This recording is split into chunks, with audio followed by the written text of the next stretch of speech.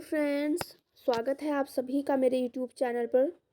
Friends, आज मैं फिर से हाजिर हूँ एक नया वीडियो लेकर आपके लिए। आज की वीडियो में हम जानेंगे कि क्लास 10th के जो बोर्ड एग्ज़ाम्स होते हैं उसमें किस तरीके के प्रश्न पत्र आते हैं। ठीक है, किस तरीके का क्वेश्चन पेपर आपका आता है ये हम देखेंगे आज।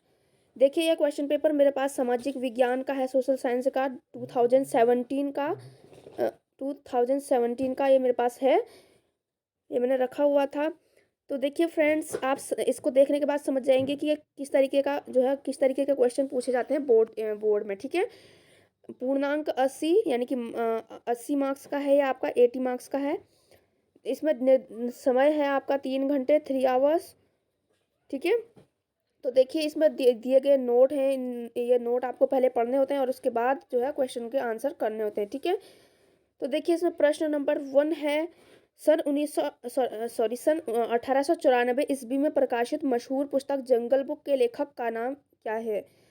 सन 1894 ईस्वी में जो पुस्तक प्रकाशित हुई थी जंगल बुक नामक, उसके लेखक कौन थे, इनका नाम आपको बताना है। या दूसरा है ये अथवा लिखा हुआ है यहाँ पे, या आपको इस क्वेश्चन का आंसर लिखना है या इसका। ठीक है, केसरी समाचार पत्र का प्रकाशन किसके द्वारा किया गया था। ठीक है, केसरी समाचार पत्र का प्रकाशन किसके द्वारा किया गया था। इन दोनों में से आपको एक क्वेश्चन का आंसर करना है, ये 1 नंबर का है। ठीक है, नंबर 2 देखिए, जलोढ़ मृदा जो होती है उसकी 2 विशेषताएं आपको लिखनी है।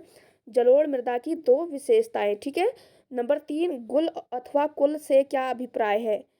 ठीक है, गुल अथवा कुल से क्या अभिप्राय है। ये सब 1-1 नंबर के क्वेश्चन है। 4 है, रेट होल खनन से क्या अभिप्राय है। रेट होल खनन से क्या अभिप्राय है।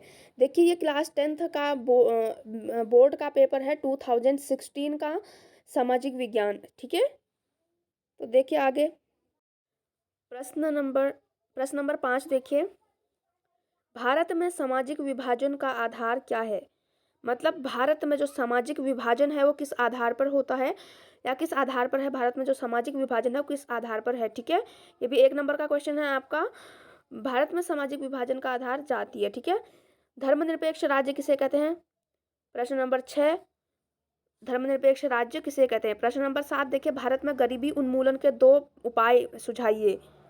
प्रश्न नंबर 8, फुल फॉर्म लिखनी है इसकी आपको, पूर्ण रूप, BMI की फुल फॉर्म और HDR की फुल फॉर्म। ठीक है, ये भी आपका 1 मार्क्स का है। और 9 देखिए, राष्ट्रीय स्तर पर नाभिकीय आपदा प्रबंधन के लिए कौन सा मंत्रालय उत्तरदायी होता है। ये भी 1 नंबर का है। आपदा प्रबंधन में महत्वपूर्ण भूमिका निभाने वाले 2 संगठनों के नाम लिखिए। आपदा प्रबंधन में महत्वपूर्ण भूमिका निभाने वाले 2 संगठनों के नाम। ये 1-1 नंबर के क्वेश्चन थे आपके, 10 क्वेश्चन। अब देखिए आगे नोट, पहले नोट पढ़ लीजिए, आपको पहले नोट पढ़ना होता है। प्रश्न संख्या 11-12 के लिए नीचे 3 समूह अ, ब, स दिए गए हैं। इन दोनों प्रश्नों के उत्तर के लिए किसी एक समूह को आपको चुनना होता है। ठीक है, या आपको समूह अ चुनना है, या समूह ब, या समूह स। ठीक है, इन इन सभी समूहों में से जैसे आपको अगर समूह अ चुनना है तो आपको इन दोनों क्वेश्चन के आंसर करने होंगे। अगर ब चुनना है तो इन दोनों के करने होंगे, और चुनना है तो इन दोनों के। ठीक है, तो देखिए क्या है। प्रश्न नंबर 11, भूमंडलीकृत विश्व निर्माण में आधुनिक तकनीक की भूमिका का उल्लेख कीजिए। 3 नंबर का है।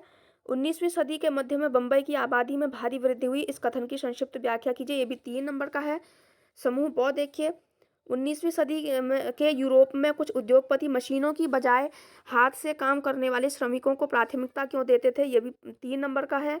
अधिकांश विकासशील देशों ने स्वयं को G77 के रूप में क्यों संगठित किया। स्वयं को समूह G77 के रूप में क्यों संगठित किया था अधिकांश विकासशील देशों ने। ये भी 3 नंबर का है। अब समूह 100 देखिए, लंदन में भूमिगत रेलवे के निर्माण की आलोचना क्यों हुई। लंदन में भूमिगत रेलवे के निर्माण की आलोचना क्यों हुई। ये भी 3 नंबर का है। गिल्ड्स से क्या अभिप्राय है, इसके 2 प्रमुख कार्यों का उल्लेख कीजिए। ये भी 3 नंबर का है।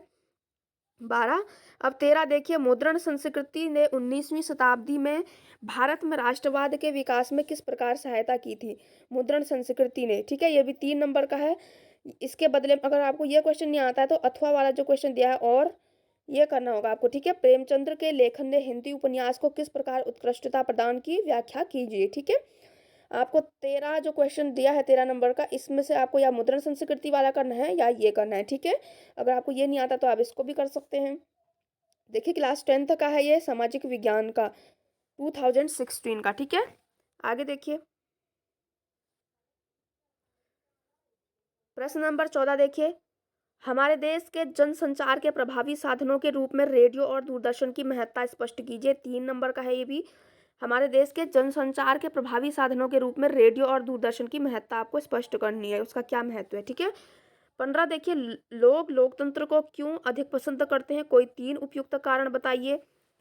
16, किन्हीं 3 कारकों का उल्लेख कीजिए जिनके द्वारा उपभोक्ताओं का बाजार में शोषण किया जाता है। 17 देखिए, बाढ़ से सर्वाधिक असुरक्षित मकान किस प्रकार निर्मित होते हैं, यह भी 3 नंबर का है। विद्युत करंट लगने पर व्यक्ति को क्या प्राथमिक चिकित्सा देनी चाहिए, आपदा प्रबंधन से संबंधित क्वेश्चन है आपके। विद्युत करंट लगने पर व्यक्ति को क्या प्राथमिक चिकित्सा देनी चाहिए, उल्लेख कीजिए, ये भी 3 नंबर का है। निम्न पर संक्षिप्त टिप्पणी, ये आपके हर साल आती है, टिप्पणियां लिखने के लिए आपके हर साल आती है। जूसेपे मेत्सनी, ठीक है, ये जूसेपे मेत्सनी, काउंट कैमिले दे काबूर, होची मिन्ह कम्यूसियस, ठीक है, कन्फ्यूशियस, ये कई बार पूछे जाते हैं। ये जो जूसेपे मेत्सनी, काउंट कैमिले दे काबूर, होची मिन्ह, ये कई बार आपसे एग्जाम्स में पूछे जाते हैं, बार बार रिपीट होते हैं, ठीक है, इनको आप अच्छे से देख लीजिएगा। प्रश्न नंबर 20 देखिए, साइमन कमीशन के गठन का क्या उद्देश्य था, यह कब भारत पहुंचा था, कब पहुंचा भारत, ये 4 नंबर के क्वेश्चन है आपके। साइमन कमीशन के गठन का उद्देश्य क्या था। संसाधन नियोजन क्या है, 21, संसाधन नियोजन क्या है, संसाधन नियोजन क्यों आवश्यक है, 3 कारण दीजिए। 4 नंबर का है ये भी। वर्षा जल संग्रहण किसे कहते हैं, वर्षा जल संग्रहण के उद्देश्यों की व्याख्या कीजिए। 22वां था ये आपका। 23वां देखिए, संघीय शासन व्यवस्था की किन्हीं 4 विशेषताओं का उल्लेख कीजिए। संघीय जो शासन व्यवस्था होती है, इनकी 4 विशेषताएं बतानी है। प्रश्न नंबर 24, किन्हीं 4 संवैधानिक प्रावधानों का उल्लेख कीजिए जो भारत को धर्मनिरपेक्ष देश बनाते हैं। राष्ट्रीय राजनीतिक दल किसे कहते हैं, भारत के किन्हीं 3 राष्ट्रीय राजनीतिक दलों के नाम और उनके चुनाव चिन्ह बताइए, भी मोस्ट इंपॉर्टेंट क्वेश्चन है, कई बार पूछा जाता है एग्जाम में, ठीक है। 26 देखिए, असंगठित क्षेत्र के श्रमिकों के संरक्षण के उपाय लिखिए, ये भी 4 नंबर का है, असंगठित क्षेत्र के श्रमिकों के संरक्षण के उपाय। 27वां देखिए, भारत में ग्रामीण परिवारों की साख के 4 प्रमुख स्रोतों का वर्णन कीजिए। भारत में ग्रामीण परिवारों की साख के 4 प्रमुख स्रोत कौन कौन से हैं, उनका वर्णन करना है। 28वां देखिए, वैश्वीकरण की प्रक्रिया में बहुराष्ट्रीय कंपनियों की भूमिका को समझाइए। वैश्वीकरण की प्रक्रिया में बहुराष्ट्रीय कंपनियों की भूमिका को समझाना है, ये भी 4 नंबर का क्वेश्चन है आपका। 28 क्वेश्चन मैंने आपको बता दिए, एक क्वेश्चन शायद और होगा, ठीक है। ये आपका 29वां क्वेश्चन है, ये हमेशा मैप से रिलेटेड होता है, आपका मानचित्र से रिलेटेड होता है। तो देखिए इसमें क्या है 29वें में, दिए गए भारत के राजनीतिक रेखा मानचित्र पर उन 2 राज्यों की पहचान कर उन राज्यों के नाम लिखिए जहां निम्नलिखित घटनाएं हुई थी। देश की पहली जूट मिल कहाँ लगाई गई थी, ठीक है। इसको आपको स्टेट में, कौन सी स्टेट में लगाई गई थी वो दर्शाना होता है, ठीक है। 1 नंबर का है ये। ख देखिए, 1912 में भारत का पहला लौह इस्पात संयंत्र स्थापित कहाँ किया गया, ये भी 1 नंबर का है, ठीक है। आप ये इंग्लिश में भी दिया हुआ है, हिंदी में भी, ठीक है। बहुत देखिए क्या है, दिए गए भारत के इसी मानचित्र पर संकेतों की सहायता से निम्नलिखित को दर्शाइए, उन स्थानों के नाम भी लिखे तथा मानचित्र को उत्तर पुस्तिका में संलग्न कीजिए। गौ है इसमें, यहाँ पे रानीगंज कोयला उत्पादक क्षेत्र कहाँ है, ये शायद पश्चिम बंगाल में है, ठीक है। श्रीनगर ऊनी वस्त्र उद्योग, ये चिन्ह से आपको दर्शाने होते हैं, जो चिन्ह दिया हुआ है उसी से आपको दर्शाने होते हैं, ठीक है। उत्तर प्रदेश का सॉफ्टवेयर टेक्नोलॉजी पार्क, ये चिन्ह से दर्शाने होते हैं आपको, 1-1 नंबर के सब। उत्तर दक्षिण गलियारे का दक्षिणतम स्टेशन, ये चिन्ह से आपको दर्शाने होते हैं भारत के राजनीतिक मानचित्र में, ठीक है। ये जो यहाँ पे लिखा हुआ है नोट, ठीक है, निम्नलिखित प्रश्न केवल दृष्टिहीन परीक्षार्थियों के लिए है, जो देख नहीं पाते उन विद्यार्थियों के लिए, या आपके मतलब का नहीं है, ठीक है। आपको सिर्फ इतना करना होता है, ठीक है। प्रश्न नंबर 29 था ये। फ्रेंड्स मैंने आपको बताया कि किस तरीके के का क्वेश्चन पेपर आता है बोर्ड में, इसको देखकर आप समझ जाएंगे। देखिए ये इंपॉर्टेंट क्वेश्चन होते हैं जो हर साल जो है रिपीट होते हैं, ठीक है। ये 2016 का था, 10th का सामाजिक विज्ञान का आपका पेपर, आपने देख लिया होगा किस तरीके का है। तो फ्रेंड्स एक बार इसको अच्छे से देख लीजिए, समझ लीजिए, ठीक है। ये रिपीट होते हैं बार बार क्वेश्चन, मोस्ट इंपॉर्टेंट क्वेश्चन होते हैं ये, कई बार रिपीट होते हैं। ये जूसेपे मेसिनी, काउंट कैमली दे काबूर, ये बहुत ज़्यादा इंपॉर्टेंट है, कई बार पूछे जाते हैं। ठीक है, एक बार इनको अच्छे से देख लीजिए, स्क्रीनशॉट ले लीजिए। देख सकते हैं आप किस तरीके का क्वेश्चन पेपर है आपका। ये फुल फॉर्म भी कई बार लिखने के लिए आती है इसमें। ठीक है, तो फ्रेंड्स ये था आपका क्लास 10th का सामाजिक विज्ञान का पेपर 2016 का। ठीक है, 80 मार्क्स का होता है, 80 मार्क्स का होता है, 3 घंटे का होता है पेपर। आपने देख लिया होगा किस तरीके का पेपर होता है। तो फ्रेंड्स मेरे पास ये क्वेश्चन पेपर जो है उपलब्ध था।